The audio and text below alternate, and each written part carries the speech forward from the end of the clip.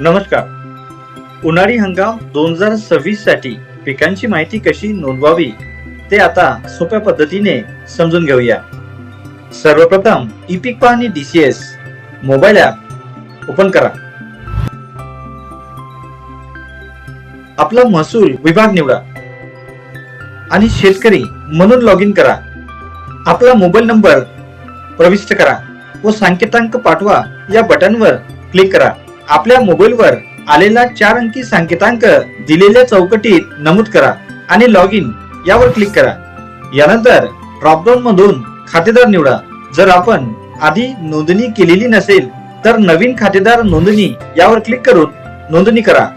मित्रो, ई पीक पाहणी DCS ऍपचे नवीन सुधारित व्हर्जन 4.0.6 आता गुगल प्ले स्टोअर वर उपलब्ध आहे। कृपया आपले ऍप अपडेट करूनच पाहणी करा। यानंतर पिकांची माहिती नोंदवा या टॅबवर क्लिक करा व खालील माहिती भरा। खाते क्रमांक निवडा, गट क्रमांक निवडा, जमिनीचे एकूण क्षेत्र आपल्याला इथे दर्शविले जाईल। पोट करावा असल्यास क्षेत्र इथे दर्शविले जाईल। हंगाम निवडा, पेरणीसाठी उपलब्ध क्षेत्र हेक्टर आर मध्ये आपल्याला इथे दर्शविले जाईल। पिकाचा वर्ग निवडा, पिकाचा प्रकार निवडा, पिकांची किंवा झाडांची नावे निवडा, क्षेत्र भरा, जलसिंचनाचे साधन निवडा, सिंचन पद्धत निवडा,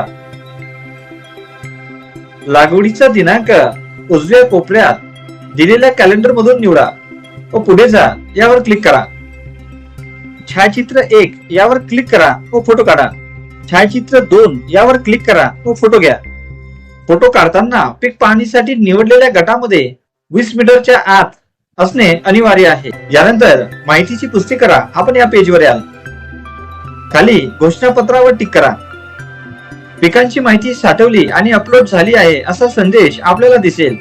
आपण नेटवर्क मध्ये नसल्यास आपली माहिती साठवली जाईल व नेटवर्क मध्ये आल्यानंतर होम पेज वरील अपलोड बटनवर क्लिक करून ती अपलोड करा। यानंतर ठीक आहे यावर क्लिक करा। उजव्या कोपऱ्यातील पिकांची माहिती पहा या बटनवर क्लिक करून आपण नोंदवलेली संपूर्ण माहिती येथे आपल्याला पाहण्यास उपलब्ध होईल।